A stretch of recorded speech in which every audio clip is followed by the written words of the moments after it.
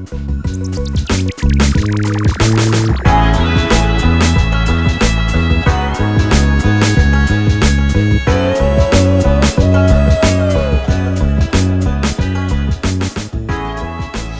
what's going on, peeps? This is another week episode of MC2MC. It's your dude Superb, Ohtom, and we got a special guest in the building today, Sean Keegan, also known as Visons By Night. What's going on, man? What's up? Happy to be here, man. Welcome. Yeah, feeling good. Feeling good? Yeah, man. How's the day going? Perfect, man. Yeah, just woke up, meditated a little bit, just Meditate? got ready. Yeah. How many minutes? Focus. Like 10, 15. 10, like nice little 10, Yeah. 15 quick. You keep crystals? I do have them. I wouldn't say I'm a crystal person, Yeah. but I Couple have though? some. Yeah, you know. I need to get into meditation. Yeah, man. I had some meditation this morning, too. I need 20 to do minutes. that. So, do y'all think of anything? Like, how do you just depends, get in? man. Usually, for me, it's just kind of like being still, just like really just letting everything just kind of like come back to that present moment, and then just kind of like sitting in that, and then usually I'll have like some kind of. Do you use the binaural beats?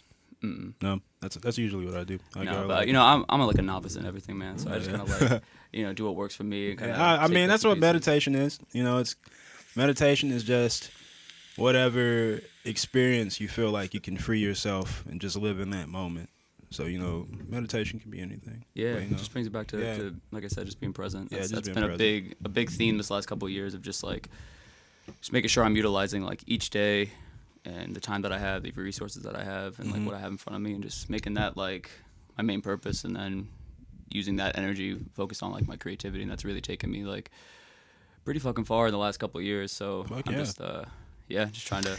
I've always thought photography is a little bit meditative, because you're really concentrating on one thing, and you kind of got to get in your zone, with framing and stuff. When it comes to that flow state, I shoot like a lot of like street photography. Even when I'm at shows, man, I go into like a different zen zone, and I'm just like hyper focused. I always say when I'm at shows, it's kind of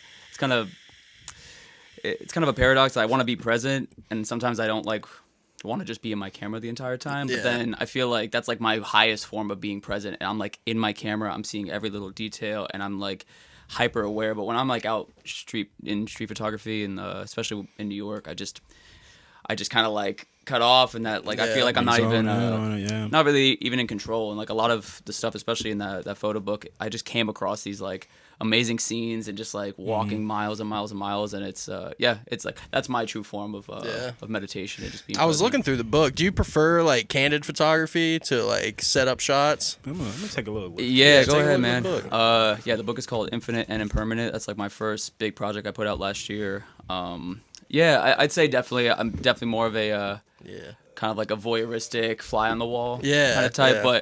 But I do, when I do ask for portraits, or I do kind of like cap a moment with a portrait, they're just as important to me. But especially I shot some studio work with my homie Cal, who owns the Outer Circle, the clothing company here, and we went all the way to Atlanta to shoot in a studio at Cam Kirk Studios, and I was like freaking out, because I've been doing this for like 15 years. I've done like music video, photo work. Me and my brother have like grown up doing visuals. He has a full production studio, all that stuff. So I'm comfortable. Here in Nashville? No, that's back home in West Palm Beach, Florida. Okay. Yeah, shout out to Aflex Studios, my brother Bobby, my homie Joey. Man.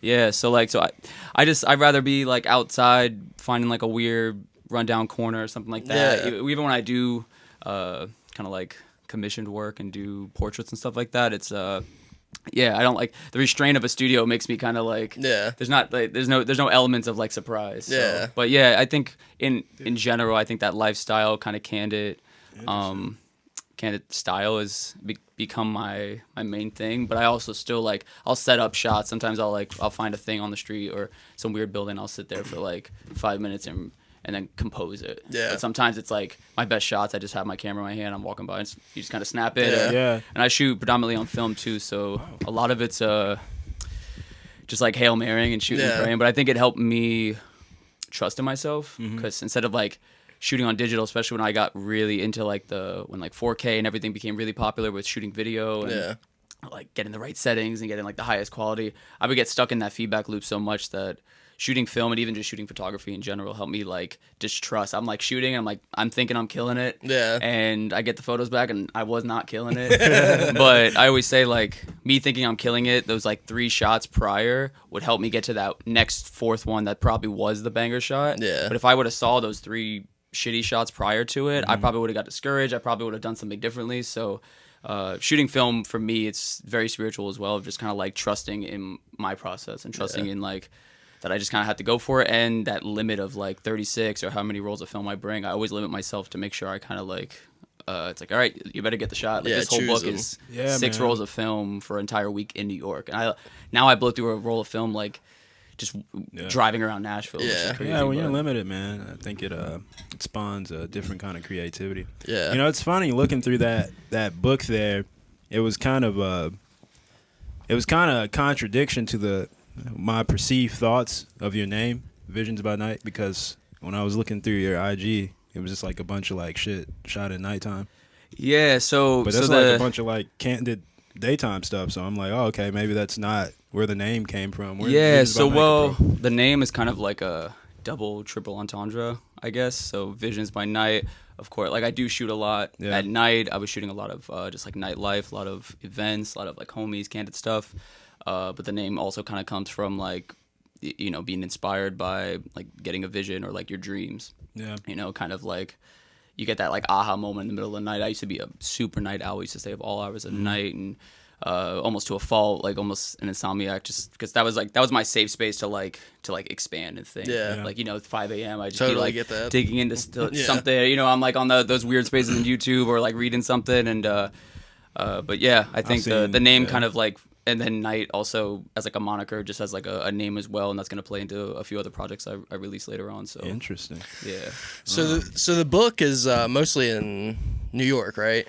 Yeah. So this was like a contained project. I happened to just go to New York, top of 2020 to visit some family. I was born in Brooklyn. Okay. Grew up in South Florida. So I had. So when did you transition to Florida? Was it? So born in Brooklyn in '92, moved to Florida around like 2000, 2001. Okay. And then me and my brother, and my mom, we grew up there for pretty much all the way up until I moved to Nashville in 2016. So the book was kind of like the trip was just me going back to visit some family. Kind of really started getting into like the street photography, and that was my way of like going to the city for the first time on my own, like taking the trains by myself, taking the buses, like roaming around, kind of doing like my ode to street photography, but also seeing all my family. And then there's a really big part in the book. The last half is Brooklyn, but not like the cool kind of hipster Brooklyn that like I go to and that all my homies live in, but it's like where I grew up and like where I played hockey for the first time. And my uncle on my dad's side, he like I haven't seen him since I moved, so we got to like have one day where we just hung out, and he was like, "What do you want to do?" I was like, "I want to go to Coney Island." Like, Coney Island's always been like the antithesis kind of like a sense of nostalgia, kind of with a lot of these photos. Totally, the whole book is basically like nostalgic and bringing. This was me kind of understanding like where my taste and my style like came from, like what I kind of that those like 7 years that you're born, they say like is your like very predominant to like how you see the world and like what shape you. So like. Even the poems in each chapter right before in the book kind of like preface on that saying like, that's where I get like that gritty, that like hustle and bustle kind of like lifestyle flow. And then this was like my ode to New York. I just kind of went, I didn't even know I was shooting a book. I was just shooting like I always do, just kept the cameras on me and just kind of taking photos. And then when I got them back, the pandemic hit. Like I got home like top of March in 2020, and then that next week the pandemic like really like swept the nation. Everything shut down, and I was like, holy shit, I can't believe like I just captured New York like right before it like. That's actually kind of beautiful. Yeah, man. Because I'm sure New York's different. It is. Every time it'll never, and like it'll always be what it's going to be, and it'll always persist. But like this was special. Like even just people without masks. Like there was a few people in the book wearing masks, and this is like right before the pandemic hit. It's like kind of spooky. You kind of see it like interesting, kind of going, like foreshadowing it. Yeah, so I sat on these pictures when I got them back because I have huge archive of photos that I've just kind of have been sitting on for like accumulating for the last 3 years. But I got this, and I was like, fuck, this is something. This is like contained. This is definitely feels like a project, and I waited, and I kept thinking I was like. Not putting it out at the right time because like throughout the whole summer and the winter of 2020 I was like I don't want to put out anything right now. There was just so many factors that didn't feel right, and then flash forward to the top of 2021 I was really like studying fine art photography accumulating as many like photo books as I could. I was like, okay, I'm gonna like actually do this for real. This is gonna be like my first project, and I went to the CE Gallery. That's where I first met the homie Clarence. Shout out Clarence. Yeah, shout out Clarence at CE Gallery. That place has been very pivotal to just like my career, and I just want to say like my life in general here in Nashville this year. And I think a lot of people in the community can say the same. But definitely. Yeah, dude. My homie Alex Reyes, he did his first gallery exhibition that opened up the CE Gallery. So they were supposed to open up, I think like sometime in the summer. Him and Alex kind of hit it off. Clarence was like, hey, I have the space, I'm working on it. And Alex was sitting on this like body of work, and he was kind of itching on moving on out of Nashville. So I think Clarence sensed that. He did like a DIY pop-up, just kind of, not even a pop-up, like a full-on exhibition. And I was super stoked on it. I didn't even meet Alex at the time. Scheduled an appointment to go see the exhibition after it like kind of opened. Met Clarence, him and I hit it off for like 2 hours. He showed us around. I was so inspired of Alex, who's now like a really, really close friend of mine. I walked in that place. I was like, oh, this is fucking it. Like, it's gritty. It's like, it's raw. And I love those two words to like describe my own art. It felt like New York, which was like, kind of like, it was just kind of like a gem here in Nashville. And that's a lot of what Clarence says. I mean, you've seen that episode, right? For sure, yeah. Him and I have had the same conversations. Like, he went to New York, but he brought that vibe back. And I feel like with this book and just in general, but even my whole vibe, I'm bringing that kind of like New York style and energy here in Nashville. And I've always wanted that to like shine through. So I had this project. I wanted to put it out. That was the perfect vessel. And I was like, I even mentioned to him that day at the gallery, I was like, hey, man, like I don't think I even said it, but I was like fucking thinking it. And then he said it. I was like, yeah, I have this like book I'm working on. It's photos in New York, blah, blah, blah. And he told me later on, he was joking, but I took it dead serious. And he was like, hey, like if you get it together, like maybe we could do like a pop-up in between exhibitions and do something here. And it just clicked. I was like, I'm going to do that. Yeah. And I didn't even have the book done at the time, but I didn't have like all the resources. And then him and I chopped it up. A month later, I was like, hey, do you have this date in May? And he's like, I have it. I was like, fuck, okay, I'm doing it. And within a month and a half, I like put the whole book together, edited it myself, found like a third-party printer, printed it myself, put on the whole exhibition show, got everyone there, got my homie Billy Cave, the DJ, and just like put on this. Because I was like, if I'm going to do it, if I'm going to do like a book release party, I might as well just make it my first exhibition. So no one can tell me like anything. So it worked out, man. It felt really good to like, the blinders went on, everything went away for 2 months. I was like 14-hour day just editing, just figuring out God mode on it. Yeah, man. And just because you drop into that flow state, it's like nothing else matters. This is like this is truly what I want to do. I went to album mode because I'm a musician as well. So like my whole life has always been music and visuals, and I've tried to do them all at the same time, and I kind of wound up not finishing anything. Yeah. So 2021, I was like, focus on the photos first. Like focus on the visual work. You already have it done. Especially this. I was sitting on it for a year, and I was like, do that first and let that introduce you as an artist, and then let the rest come. Because that's what the whole Visions by Night thing was perfect, because I kind of cultivated that right at the end of 2020, and I was like, cool, this feels like an umbrella now. I can put all my work underneath it. So when I do music, that'll be under like a sub moniker, but it'll be pretty much in the wheelhouse of Visions by Night. When I do poetry, when I do visuals, when I do music videos, like it'll all be in this like little world now. Yeah. So once it made sense and I kind of laid the foundation, and once I put this out, and this was a good introduction to like the world for me, like everyone in Nashville got to like come out and meet me and see it, and like I kind of had like a foundation to stand on. It's like, yeah, I did this, and then for me doing something at the CE Gallery the first year it was open is very detrimental. Like I get to say like I was a part of something super dope. Early too. Early on, and on like a humble tip, like I love that place, and like all I wanted was like a subculture and like a community to contribute to art-wise, and I really feel like we have that here in Nashville. Definitely. Like all the homies you've had on like since the database. Shout out Savvy. Shout out Georgie. All those guys are shout great. out D, Sky. Like all those homies have just been like, we just all see each other. We're all coming out to the same events. We're all shooting. We're all doing our own thing, and it's just been love this year, man. It's really been. So really is that one of the main things you like about Nashville compared to like Florida and New York? Do you have like a sense of community more here? For sure, it's a good in between, because like every time I go to New York, I'm so inspired. I definitely could see myself living there, but the price point, the big C little fish kind of. I just feel like, and then Florida, there's like nothing for me there. I was just there for a week for the holidays. My brother and my mom are there. My brother's like thriving because he just kind of brings everything to him, like. He has a full-on studio, and he's doing really big productions, and he's just been working so hard in that lane. But Yeah, Nashville's a good. And even just environment wise, I can be in like the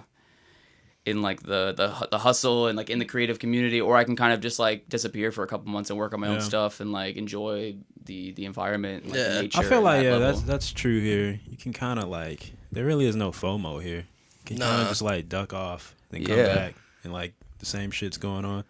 Yeah, that's like a cool thing. I live like 7 minutes from the CE gallery, so if there's like something going on there, I'll like just pop out for an hour or two, and I'll come back, and it's dope. And I just seeing all the homies like at each event, and we're all just showing love, we're all showing up, and there's just so many cool things happening.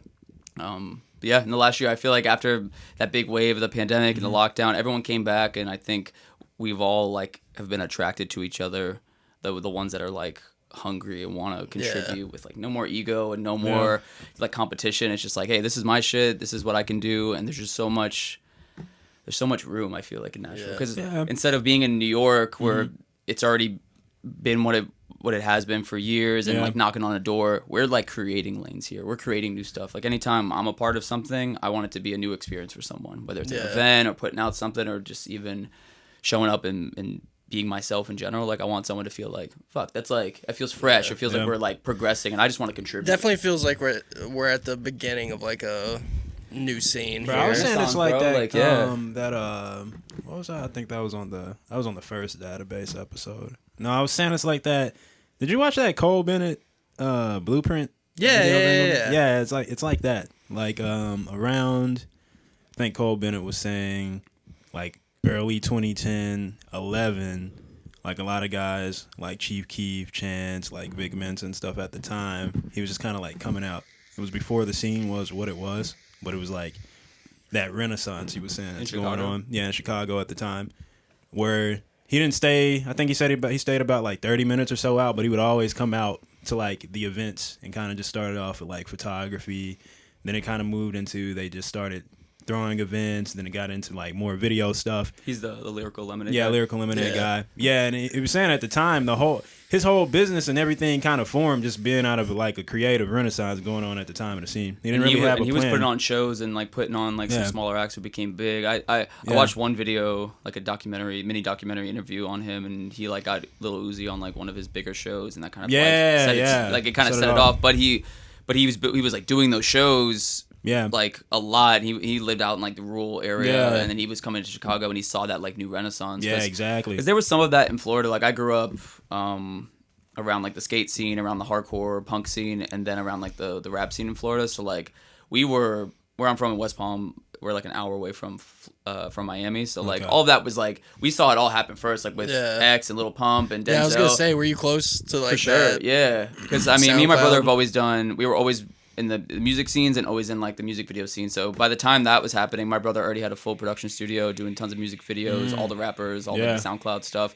That was all just popping, and we saw like everyone down in Miami with like Raider Clan and all of them. There was this visual visual artist Forbes. I used to always have my eye on his stuff. He would always like do people in like Raider Clan, Denzel and all that. And then X started like kind of surfacing and Wi-Fi Funeral and all them. Yeah. And like Lil Pump's album got mastered at my brother's studio, and like all this stuff like right before they kind of like exalted into like the stardom. Like we all, you know, we were like so close to the culture.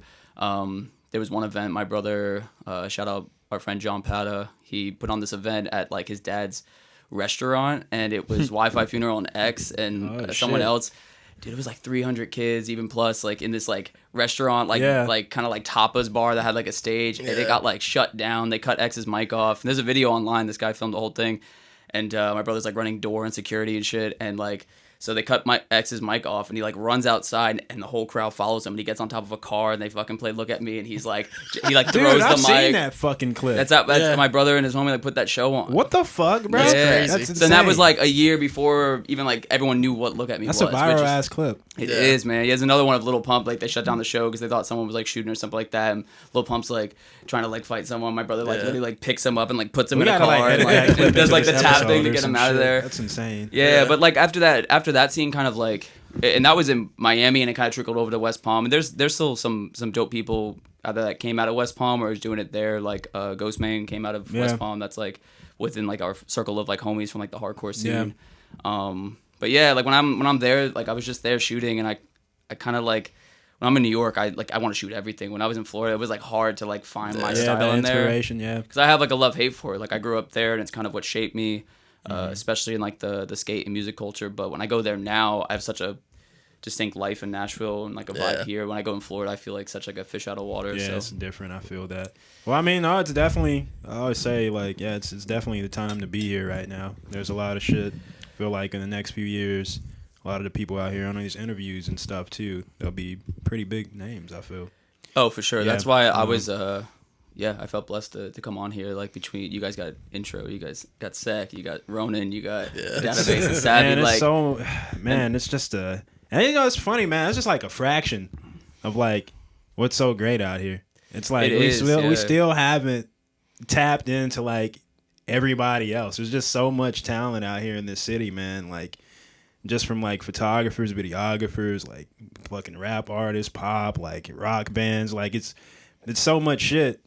You really can keep going, man. It's I'm excited for the future of Nashville. For sure. I feel like kind of what you were saying earlier with the photographers and stuff. There's really like no ego or anything. There is a scene. I feel like there's so many, but there's like nobody like really clashing or anything. Or there's no and if they are like, I'm not around them. Yeah. Or I don't I don't attract that energy. Like even all those homies in the database. Like shout out Jonathan. Shout out Sky. Shout out all of them. Like. They're such nice people, man. Yeah, and like I met Savvy and all of them at Savvy's album release at the top of last year. He had it. It was like out in Murfreesboro at like one of their homies' like living room. Yeah. And at that point, I didn't know any of them. Like, and I just saw they were doing cool shit. I like knew all the photographers like online. I saw them like buzzing and shit. Yeah. And I was like, I want to be there. Like I've always like just try to be at these events that I think that are going to be like super dope things, especially like looking years down the line. So I just fucking drove down to Murfreesboro. I never go down that way, an hour by myself, and just showed up. And yeah, I got to like meet all of them, and I think it was Sky Trucifu. He saw me shooting a little bit. I was just sitting in a corner, and he was like, "Are you that dude that's posting all that shit from 2019?" Because like at that point, when I put out Visions by Night, I was sitting on so much stuff, and I always like have these like archives of things, and I'm like super bad at social media and like constantly putting stuff out. So at the top of 2020, I was just dumping all the stuff that I was shooting in 2019. Yeah. So everyone like kept seeing that shit. So he's like, "Oh, you're that dude that's posting all that shit from 2019." I thought that was super funny. But I feel like, does that even matter with like photos and shit? I feel like more I of thought them it are, did like, honestly, but now 2 years later and seeing my work and finding different, like I'd rather put them out in like projects and galleries and exhibitions and photo books. And I think like if the stuff that kind of separated my mindset of like I'm making art and not content. Like I'm making things that can be timeless, and they're also capturing the time, and they're almost sweeter later on. Like I let them like marinate a little bit, and I'll look back and I'm like, if I show these photos like 3 years from now, people have never even seen them from these events, and or I capture that moment in time, and I'd rather show it. Like I did a little pop-up event with my homie John Stamps, Kevin. Shouts out John, bro. Shout him out, man. Yeah, John, you need to get over here, bro. I've been trying to get him to get over here, man. Yeah, we'll get him, man. Yeah. We just did an event called High and Dry. He wanted to do like an alcohol-free. I saw that. Is that where you had the like old CRT? Yeah, TV that's my with shit. So that was just like last Sunday. Yeah. But so he wants to highlight an artist each time. He's gonna make that like a monthly event series and just have a space that's like, around just like people and creatives. We had Perfect Plant Co. So are you doing most of the photography at his events? Is that you? No, so that's Autumn. Okay. Autumn usually that's like her go-to. No one really like I haven't been hired to like shoot an event. I just pop out. I shoot everything like on my own. Yeah, okay. No one sees I like that. You're it. kind of like a mercenary photographer or something. Pretty much, they live on a hard drive. I'm just but him and I have been good homies this year, and every event that he's thrown, he's like really made a name for himself. But he made it a point to stop drinking and really just focus on. I know. his I passion. had lunch with him like about a month or two ago. He was telling me that, and he was like, he stopped the drinking and stuff. He's been doing the Boot and Scootin' USA events and whatnot. Yeah, so I did the same. Like I just kind of started. I'm always on the realm of like cutting out shit that's just not not helping, not benefiting me. So I wound up cutting out smoking and drinking about a year and a half ago, and just focused on that, and just seeing him and I like where we've taken our year, just being super conscious and present. And so he wanted to do that series. He told me like it was kind of inspired by the talks we would have, and he wanted to create like a space that wasn't like booze oriented, but still could be like a dope event. Yeah. And he was like, I wouldn't come to something that was literally advertised with no alcohol while I was still drinking. So he was like, if I'm going to do it, I'm going to make it as cool as possible, get like cool people out. We had Perfect Plant Co.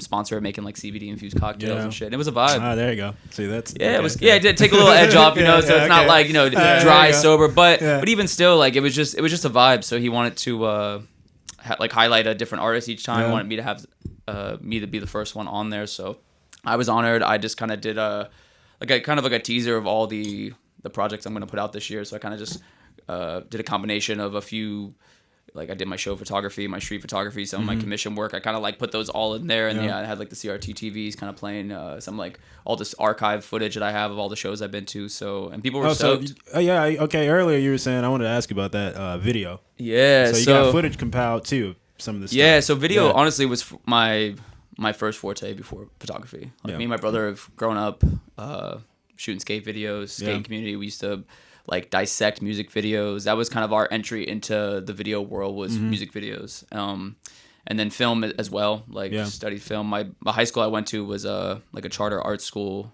called G-Star in like Lake Worth, Florida. And their two electives were film and television and acting. That was like the only two, which is super niche, super fucking weird, like super anomaly. It was like all of like the stoner kids, all of like the kind of like weird anime kids, and then like some like academic, and then some like the thespian kids. It was like all of us in like a little 600 cap school building thing. It was super strange. My brother actually works at that school now. There's like a full soundstage on campus, and he's like the full-on manager of it. He basically moved his production studios within that, and he helps manage like the whole. That's right. Super full circle. So really proud of my brother. I'm really proud that that kind of opened up for him. Like we were there when they were like building that, going to school there, and then like full circle. He's like, it's basically like his, and he's like bringing cool projects to it. He's like the production house on it, but anyways, video has always been like my main thing, like seeing.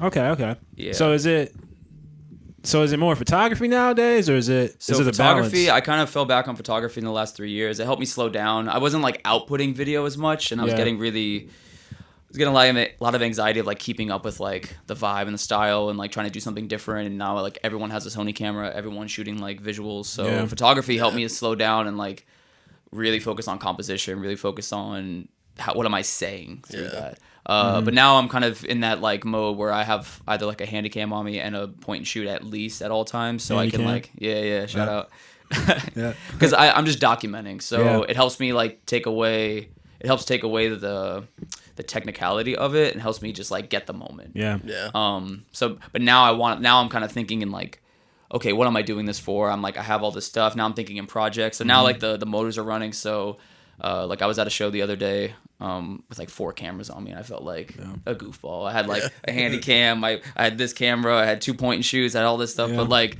I know like later on I'm gonna like want to capture everything, and I'm gonna want to have all those angles and stuff. So so now it's just kind of expressing myself fully. So the video thing, I shot one music video. I just did those short films for the homie Natalie Janae for her fashion show. Shout out Natalie. She killed it, man.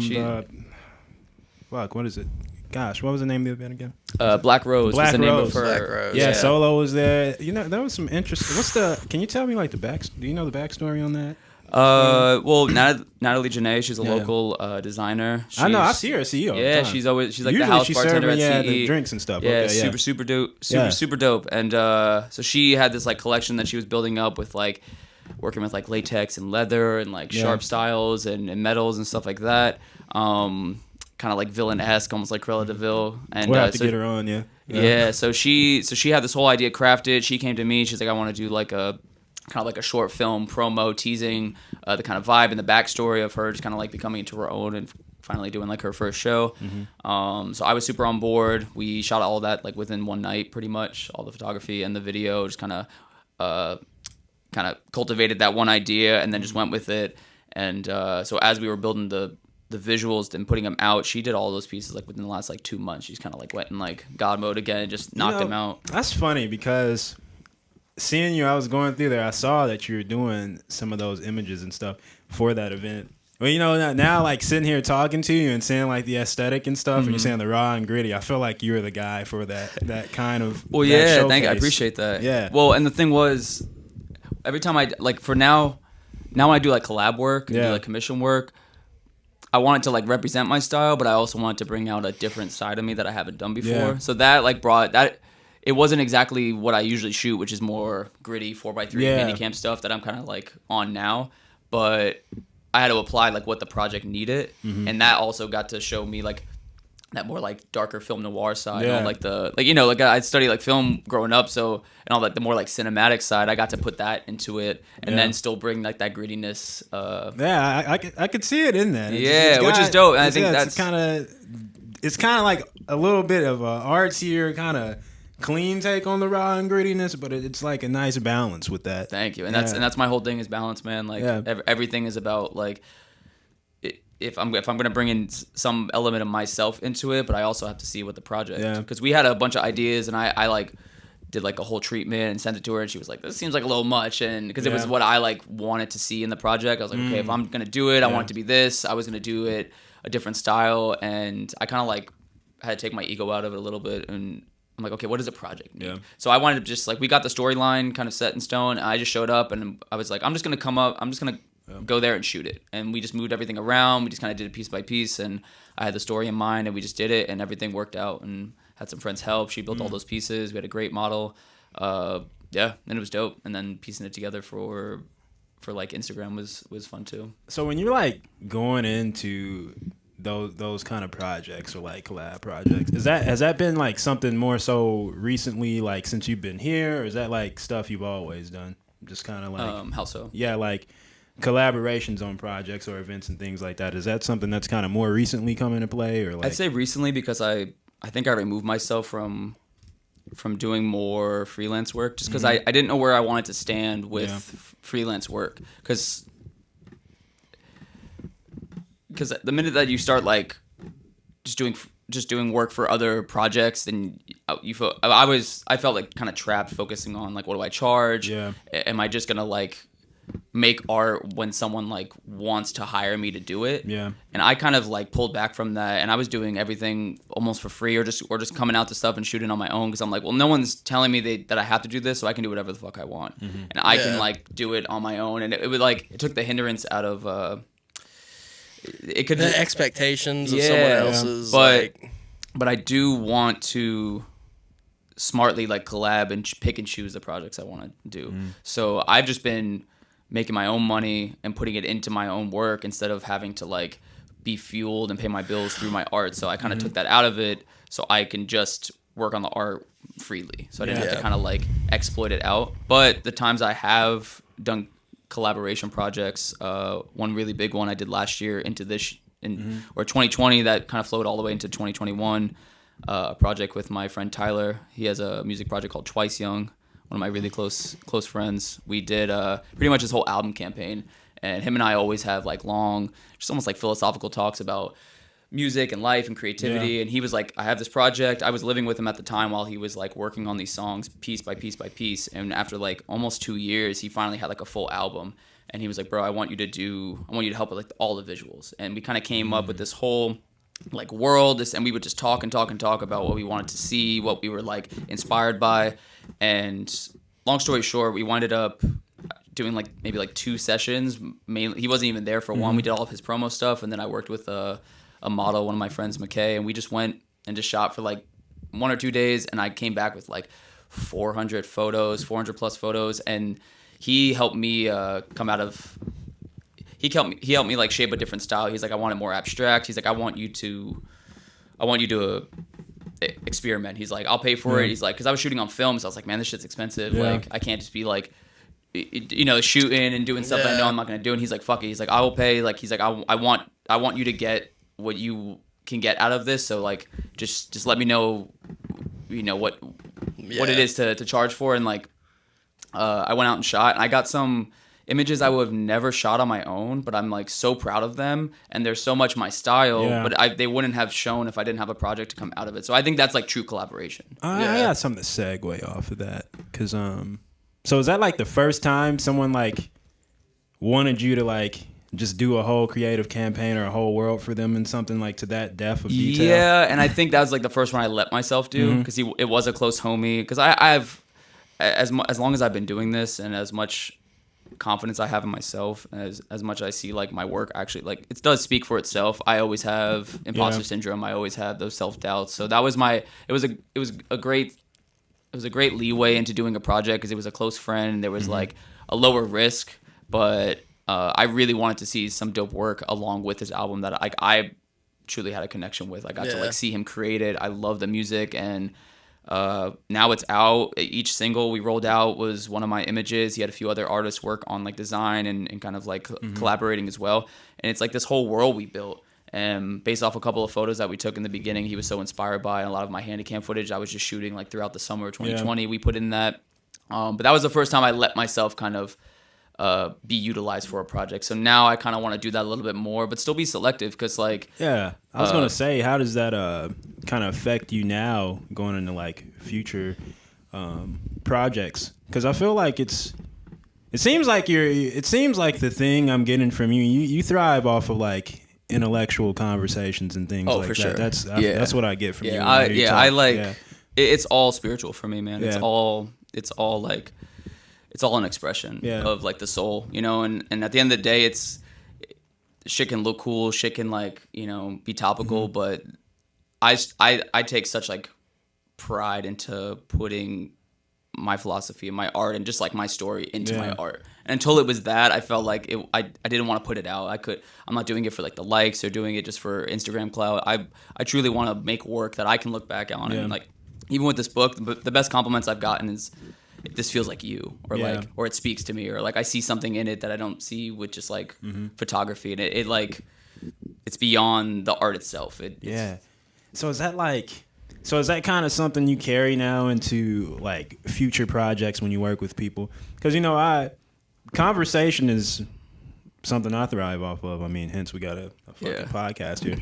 But you know, it's like what? You know, the whole concept of, I don't know, for me, like if it's a project or something we're going to bounce into, I feel like it's very crucial to, you know, talk with that person, you know, build the connection. Like everybody we work with, you know, it's like we like to make sure it's a good vibe or a connection first, really understanding who that person is and what they're trying to accomplish, and really finding that common ground.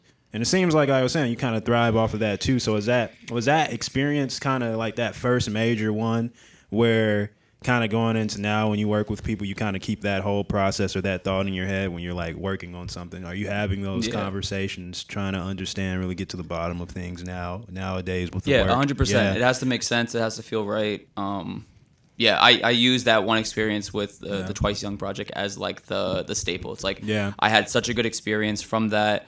We cultivated all of that from like hour-long conversations, and there was that connection. And then when I went to go shoot, it was like what we were talking about earlier, that flow state of I just kind of turned off and I just applied it, and it kind of just created itself. And I think that's like the true way to like actually create. But I'm not just gonna like jump into any project just for the bag or just for a quick buck. Like it's gonna have to have meaning, and I have so many close friends around me that I like believe in, and that these projects or their own projects that I like really love. So I think I don't really need to look too far out. If I just work with my inners, I have like, I call them like hit lists. I have like my notebooks of people that I want to like work with, people that I want to like have on my podcast when I start that this year. And like I'm just attracting them, and even in the past 2 years of just being a part of the community, these people have like we've attracted each other.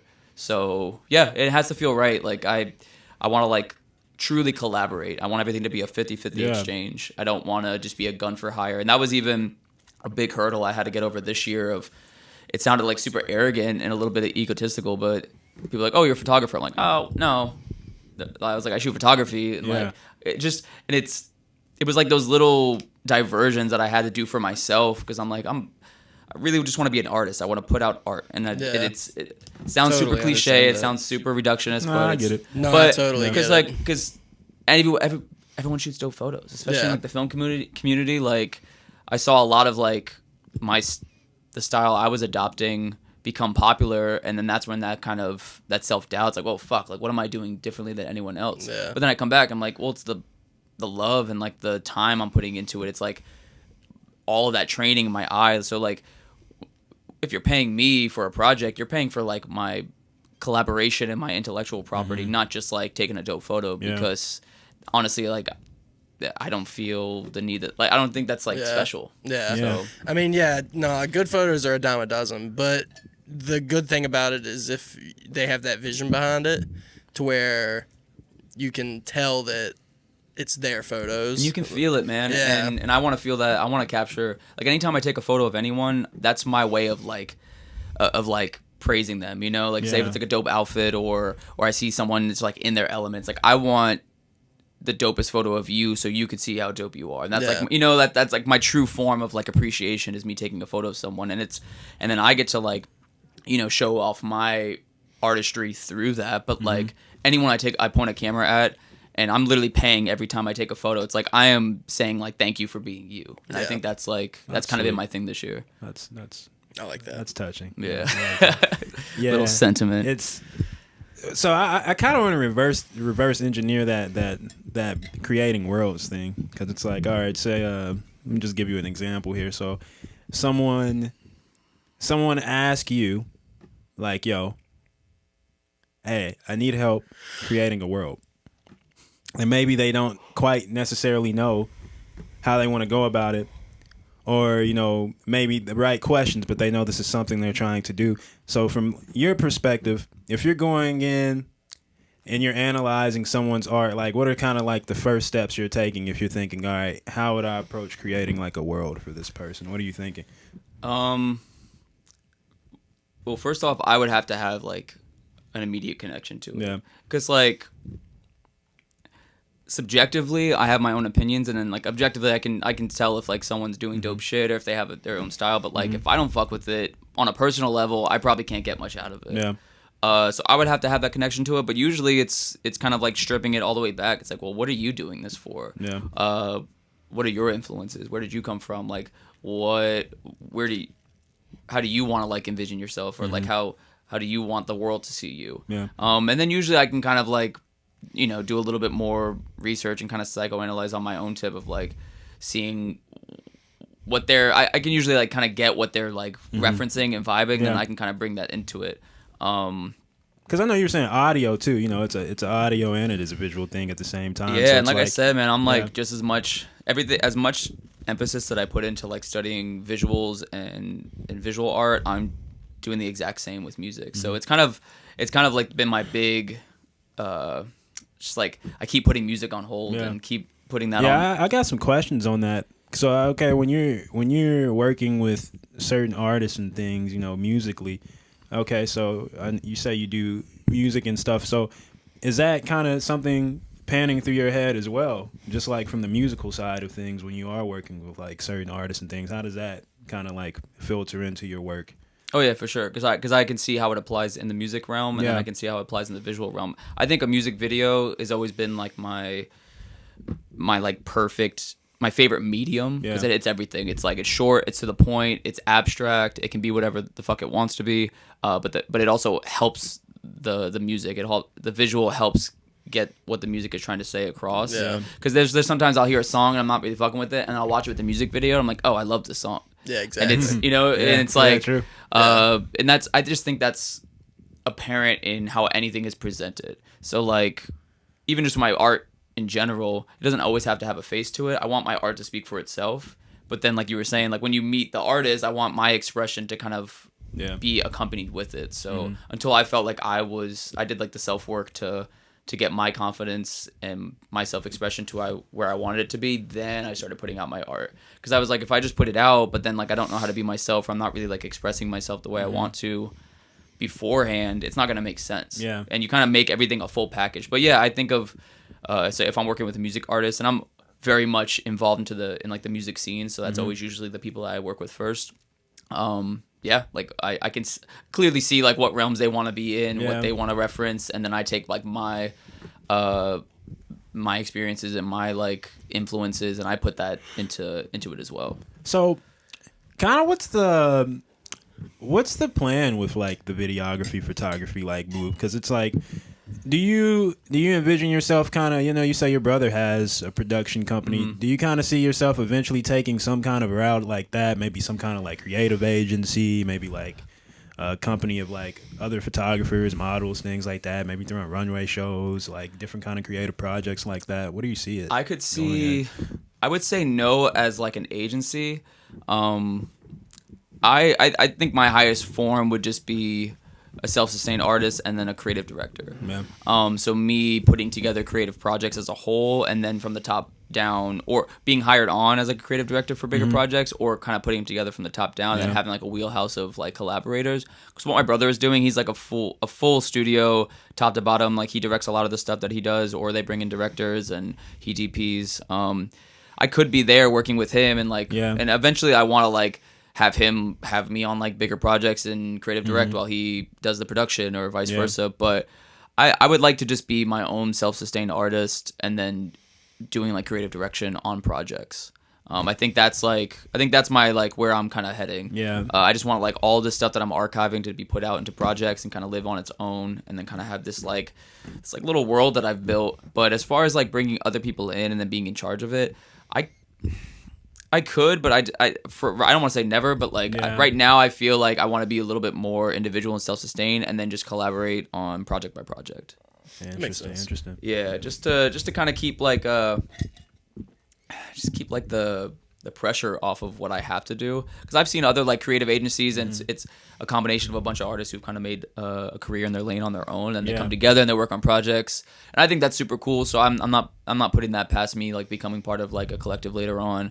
But I like that though. It's kind of like, like we were saying earlier, just kind of mercenary kind of work for hire thing, just kind of like dibbling and dabbling in where you feel it's needed, or wherever someone like asks it to be, but still kind of maintaining, doing your own thing, creating your own. Because at the end of the day, every time I do something solo, whether it's these pop-ups or my book or these events, like it just feels so fulfilling, because like no one's telling me I have to do it. So everything is creating from a 0 point where it's like, this didn't have to be anything. So when it does become something, it's so fulfilling. Instead of like, I signed up for this project, so it has to be something, or this person's going to have a music video, whether I do it or not, which is super dope. And I love being the choice of that for projects. But there's just something so fulfilling of like taking thousands of photos that I've been shooting on my own for no apparent reason, then putting them into a project and putting them out, and then they like have its own life. Yeah. I see you have like, I was going through your page, you got like some photos like Inglewood and stuff like that. Or they're like,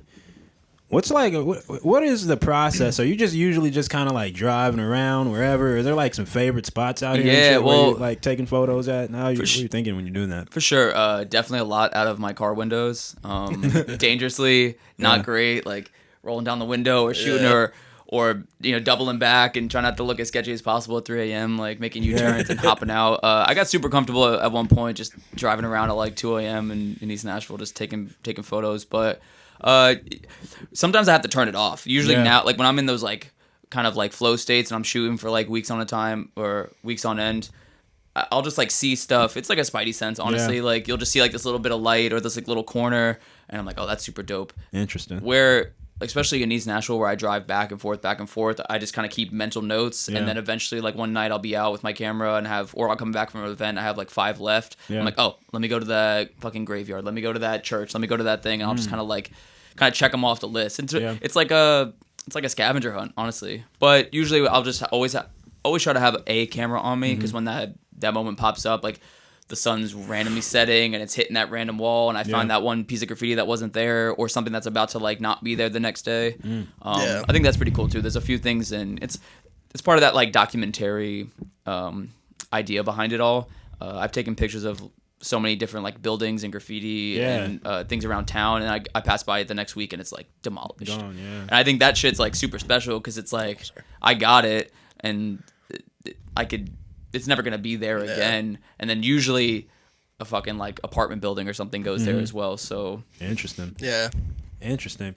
So how much film are you going through, dude? Like I said, you got like a lot of fucking photos, bro. Like Too much. Is there like how often are you ordering film? Is there like a spot you're going to grab your film? Safe Like, Light Imaging, shout out Safe Light in Yeah. Berry Hill. They've been my rock through it all.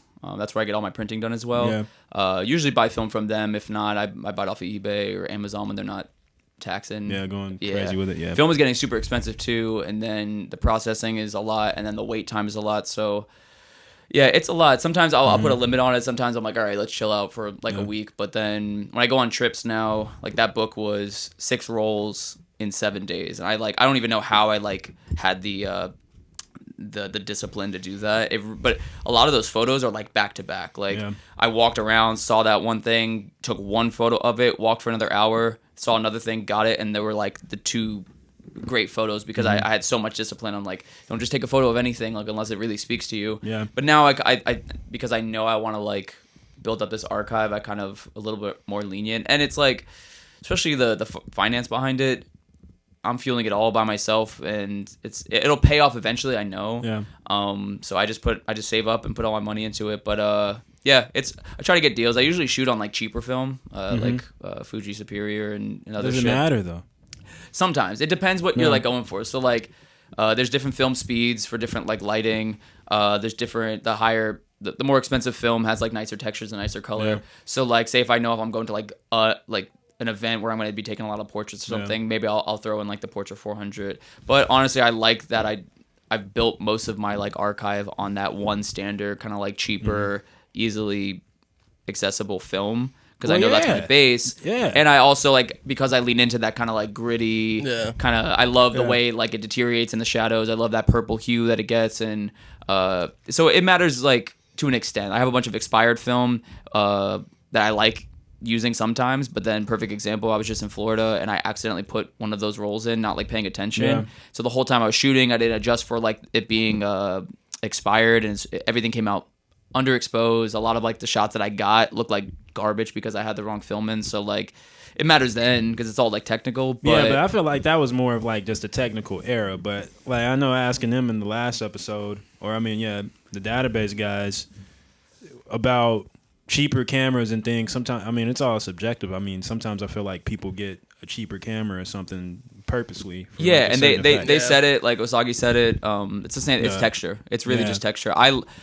I like the cheaper cameras for so many different reasons. A, they're inexpensive. Yeah. B, I keep dropping them, so my heart doesn't like. I've broken the same camera in New York twice now, and during this shooting for the book, dropped it, almost broke. A piece fell off. I was like searching around the streets of New York like a madman, like finding the piece.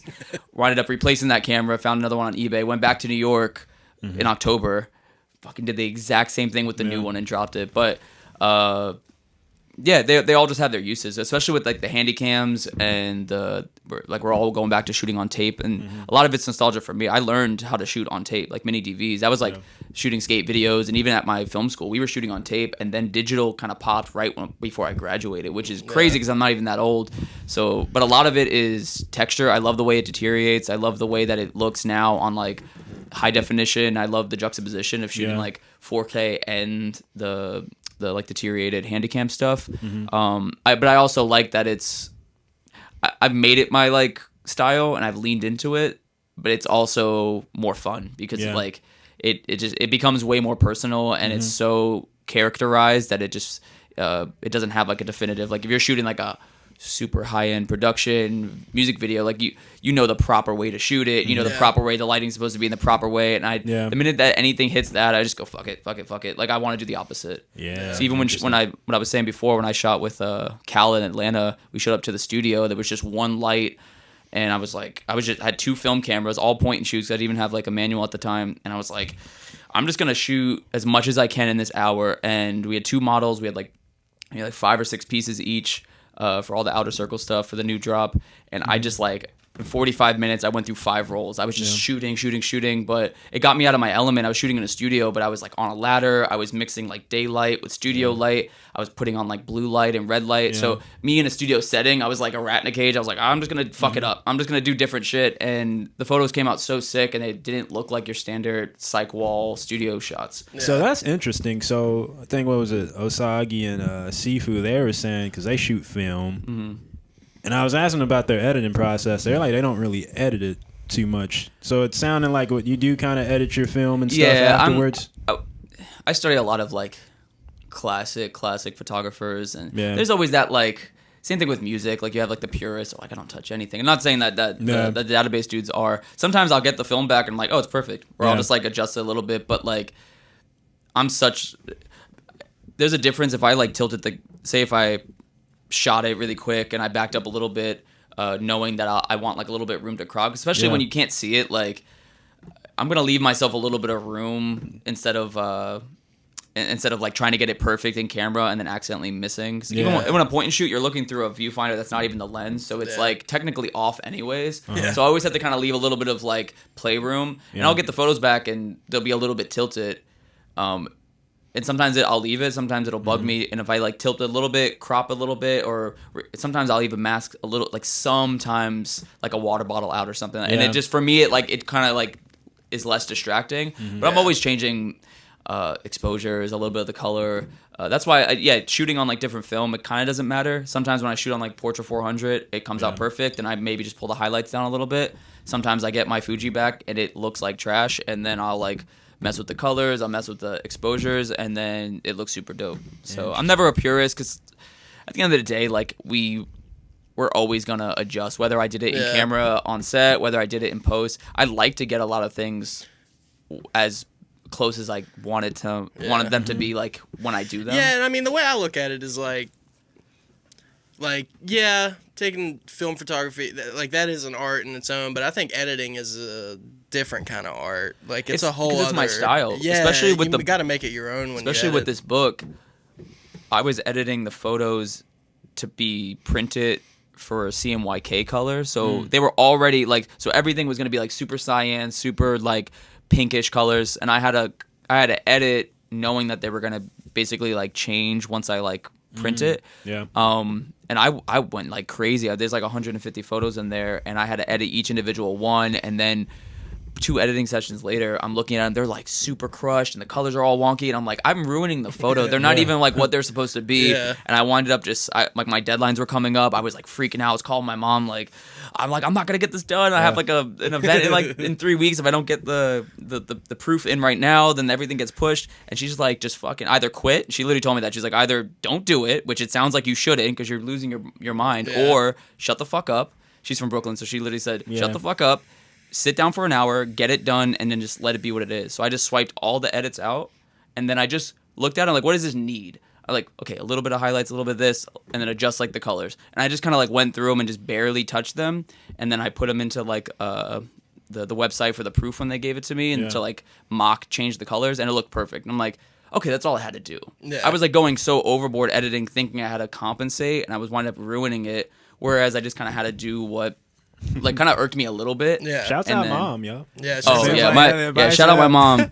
She's been me and my mom are really close, and she's very spiritual as well, and like she's been like my rock through everything, and she knows my intentions and what I want to do, and she's just encouraging, and we pretty much talk every other day, and she just wants me to like be myself through everything, and like and know that it's okay to like make mistakes, and know that I'm on the right path. And I get so in my head sometimes, like because I'm so passionate, but then I like hinder myself, so it's always like a paradox. But she's been very, very like supportive, and just this is my way of like she's single mother, like worked all of her life just for me and my brother to like have what we have. So this is my way of like honoring her, like being myself and doing true art and taking care of myself and like putting like positive shit out into the world. That's my way of like saying like thank you and like giving tribute to her. So that's awesome. Shout out. Shouts out all the mothers. Yeah, for sure. I saw you had some fucking photos with like Earth Gang and shit. Yeah, dude. How the fuck you getting into that kind of shit? That was during Deep Tropics. I don't know if you guys are familiar. Deep Tropics. That was like that. So that year, 2018, top of 2019, that was like a pivotal year. I was like just very much dropping into like the Nashville scene, all of like the DJ scene, our homie Billy Cave, like all true creative, like that whole kind of era of friend groups. I started going to a lot more of these like electronic and house music shows, and I was getting so much more inspired from those because it was like a vibe, it was like loud bass, like it's not really my scene, but sonically and like environmentally, I really resonated with that way more because I was just so over like the rock band stuff. I just got off of playing, like touring with a band that was like really important to me, kind of doing like the 3-piece rock band thing, and I kind of was like, oh, that's like the perfect version of it. I kind of want to maybe now explore the more like hip hop and electronic side of myself. So I was like within that scene, we were all kind of hanging out, and then Deep Tropics came up, and the homies were like, oh, do you want to like shoot for Deep Tropics? So I popped out for a couple of the days at the actual event, but they had all these like pre-parties, and one was at the Cowan, which I don't know if it exists anymore, but it was at the golf place at Top Golf. And they were like, yeah, Earth Gang's our headliner for this pre-party. I was like, what the fuck? And like Earth Gang was getting big, but I was on the tip like way before, even back in South Florida on Earth Gang, and I was like, yo, these are like one of my favorite artists. And I was like, yeah, I will come out and shoot. And that was like probably one of my first shows outside of like small like clubs and stuff around town that I like was shooting film at. And I have a bunch of like 4K video of that too that's just sitting on a hard drive somewhere. Classic me. But yeah, and like I love those dudes and so much fucking style, and that show was fun, and I was just on stage just doing my thing, and like yeah, like I shot that, and then I think I went to the Escape from New York, the Beast Coast tour with Joey Badass. I saw that on their page. Yeah, that was like within like the same week and a half, and I had like broken my ankle that summer, and I was just coming out of like getting off of that, so like I had like a boot on at the the Flapper Zombies and Joey. Yeah, I was like, I was just in the crowd with a boot, like taking photos of all of them on those like crazy like lift contraptions and shit. And then went to Deep Tropics that weekend and got to film them. But that's awesome. When you have a camera in your hand, honestly, like I was about to say camera culture, man. Like, and you kind of like, I mean, you get into cooler places, and I respect being around that environment, especially being on the music end of it. So it's like if I'm in the room, if I'm backstage, if I'm on stage, like I'm 100% there, like for that artist. So it's like I know when I'm like in the way. I know when to not take a photo. I know when is the perfect moment. I also know like that if I just go into the like on the back of stage, no one's really gonna. I don't give no fucks, bro. I'll be going up on the stage, bro. Well, but I was just about to say, but then I also like. I'll like walk around the stage and like I know my way around the stage, especially when someone's performing. They really don't care, and if no one told you no, like when I was at Deep Tropics, I have a picture on my Instagram of Bonobos, the like electronic musician, and so he was like the headliner. He was about to go on, and I was on stage with the stage manager, and he was like, "Where's all the other photographers?" I was like, "I don't know, I'm here though." And no one told me that there like you couldn't really go like out on like the full part of the stage. And then they told you like no flash photography because there was all these other lights and everything anyways. So as soon as he started, I walked out on stage. I'm wearing like a white shirt like an asshole. Out on stage, turned to him, and I flash him, and like the stage manager just comes up to me. He's like, "Bro, you literally just did everything wrong," and it was like one of my favorite photos I've ever gotten. Because if I didn't flash, it wouldn't have gotten him. And like, there was no one on stage, so there was like no one else in the background, and I was like the first photographer to get it. So shit like that, I'm like, yeah, I'll break the rules, because like I'd rather a stage manager yell at me than like the artist like gets mad, and you're like, okay, I'm being a dick. But the artists usually don't give a fuck about. Artists usually they don't. I mean, like, who doesn't want their picture taken? Right. Especially if you're being cool and like you're documenting and stuff. Again, like if I'm in sessions or if I'm in the room and like no one is like told me like, hey, you're coming out to shoot, I'm not gonna pull my camera out immediately meeting someone. But I'll like do it at the right moments and kind of like introduce myself first. And that's the camera's been my business card for the last like 2 years. Showing up to events, taking dope photos, especially like I said before, if I really fuck with someone and their style and their outfit, I'll like take their photo and then introduce myself. And I think that's like the kind of like the best form of, it's like I did something for you, I'll probably give that to you, I'll link up with you, but then I also get to like have that interaction post taking the photo. So yeah, for sure. Man, yeah, that's I mean, that happened the other night, dude. We were talking about, yo, are we gonna have to pay to get in? And we walk up with the cameras. And they were like, and they just let us in. Like, yo, okay, like, all right. If you just look like you know what the fuck you're doing, especially at bigger venues, like no one's gonna like say anything. And if they do, you just kind of like keep moving around them. Okay, I guess I'll pay. Because I've been at shows where I'm supposed to be there, but say like they didn't get me like a full like tour pass or something like that. I'm just like, oh, I'm with so and so, and like it just takes that one like venue like arrogant dude just be like, no, you're not doing that. Yeah. But then some people are just like, I remember when I was on tour, I was in the like I was like playing the show, and then I would walk around the venue later on. They'd be like, oh, you can't be up here. And I'm like, I just was playing. Like I can be over here. And I would show them like the pass and be like, oh, sorry. And I get everyone's just doing their job and stuff. But honestly, like if you're not like interrupting anything, then you kind of just I'm there to do what I need to do, and then I'll deal with the consequences later. Yeah, for sure. Fuck yeah, man. Well, wrapping up. Yeah, I guess, yeah, man. I mean, we're just kicking the shits, bro. Like, how we normally do. Yeah. Yeah, man. Guys, honestly, I really appreciate being on here, man. Like, just having like just an outlet. I feel like I've kind of finally put myself out there this year, and all my close friends who have known me, this has kind of been like a long time coming, but a lot of people have just kind of getting introduced to my stuff, and I have a lot of work on the way, a lot of projects, a lot of cool shit, so this is like perfect timing. Yeah, share it, man. Yeah, before we I mean, that's what we want to be for the city. Any projects specifically, or I don't know, I always tell people whatever you feel you want to speak on. As specifically as possible, just kind of keep a lookout. Visions by Night on all the socials. Gonna get a website up pretty soon. So this is my first book, Infinite and Impermanent. Are there copies of this? So I have like the last few copies left. Pretty much sold out of everything I want to sell as is. Think I'm gonna like release those last copies as like a package. Put a couple other pieces around them. Kind of do some special things. Like I have so much stuff I printed for the show. Some of this, like I have these skateboard decks that I had for the show. Yeah, I have like 5 of those, and they came in the day after my show. Grab that right quick. Yeah. Put that a little this is like closer up.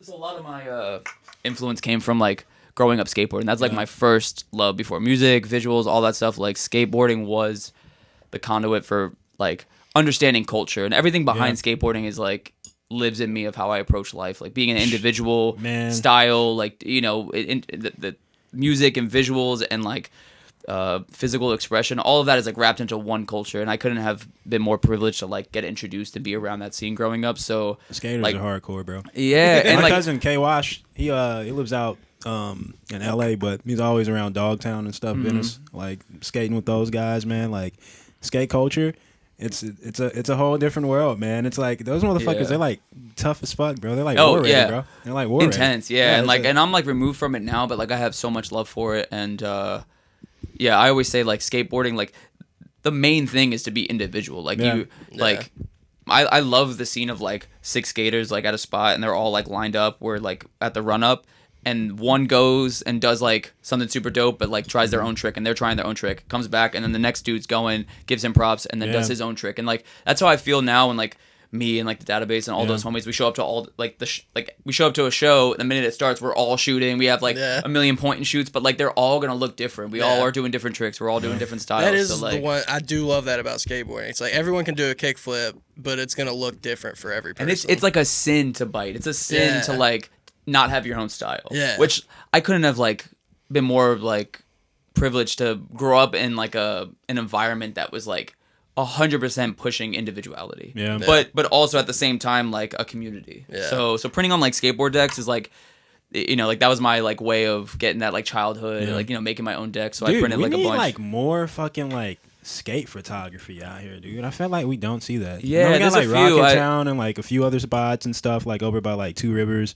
There's that skate and there's park like there and Compound Skate Shop and Nightmares, like a skateboard company based in Nashville. So like I see those dudes around town. I'm like trying to make some friends with them, and a lot of like filmers and photographers and shit. So like they're here for sure.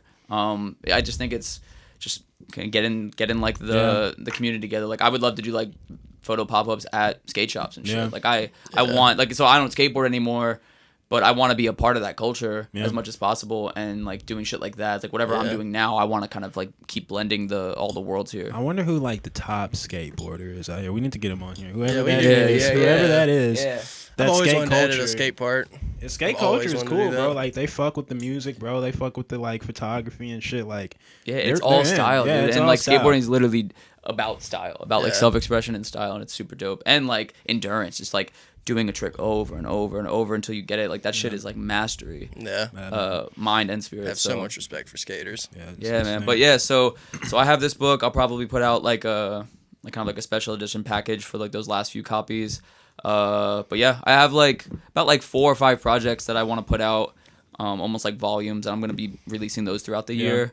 I have a book of like poems and writing I think I'm gonna put out this year as well. Just kind of like now that I introduced photography as like my main medium this year or last year. Now I'm gonna kind of introduce that. Hopefully like a music project as well that I've been kind of cooking up in the in private. But yeah, just like trying to do some more exhibitions, some more pop-ups.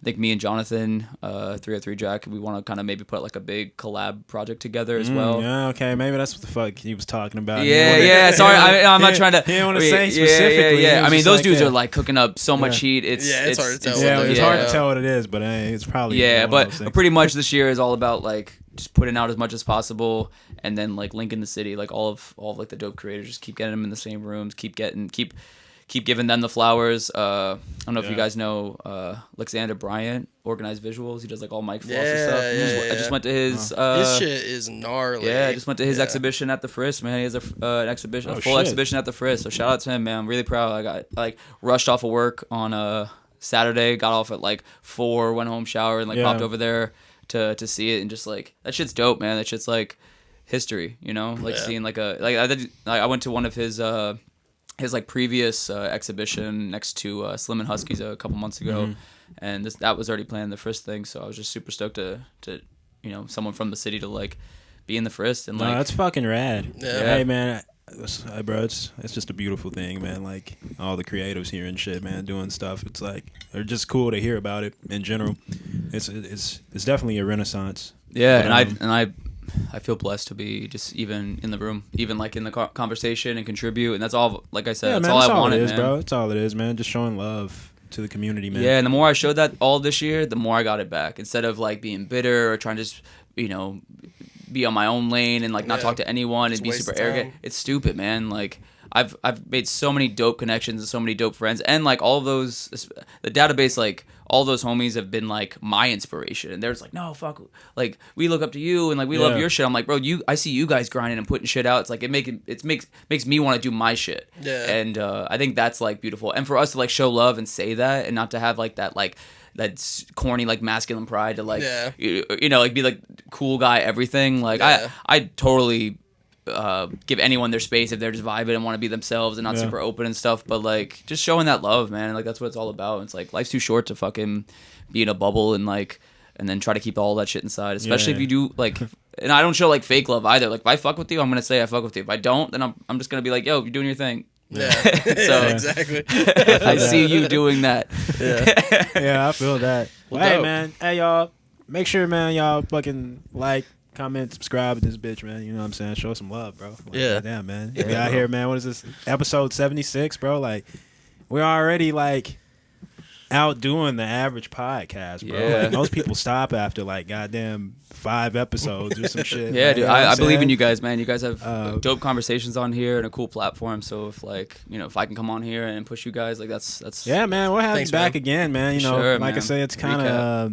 You know, we just kind of like to kick the shit, bro. It was like one episode, Black was like, "Hey, man, why you ain't got no questions written down?" I'm like, "Dude, what the fuck? We don't do that, bro." Like, you know I mean, you have them in your, you know, like it's kind of like, like just kind of vibe off of it. Yeah, you have main topics, but that's like the beauty of conversation, man. Yeah. Like if it's too planned and like too, I mean, you guys do a good job of like segueing things and kind of keeping things on track, but it's like that's what a podcast is, man. It's conversation. That shit just like stream of consciousness. I feel like that's corny, bro. Like you're writing shit. Like, nah, Let me man. get out my notebook. Just listen to the. You know, I'm all about listening to what the person says. I was kinda watching an little interview thing, with Basquiat and some random dude, and he just kept like saying these like one-liner questions, and he was just like and just like giving like the most short answers, and then he would just ask another like totally out of context question. I'm like, I mean, he didn't know. I'd love to see Basquiat on the podcast. That'd be amazing. Well, because like it should be a conversation. I saw this dude just like say, and they were all like antagonistic, like kind of like got you questions, or he was like insinuating every time. He's like, so when you do your work, you're thinking of this, right? And he's just like, no.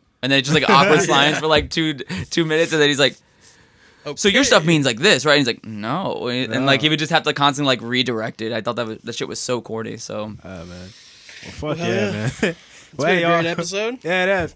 I mean, hey y'all, catch us next week, man. This has been another episode of MC2MC, man. I'm glad to have you here, dog. Thank you know you, what I'm saying? man. We'll Appreciate definitely it. have to get you back again, man, once For sure. some of the stuff comes out and stuff later in the year. Absolutely.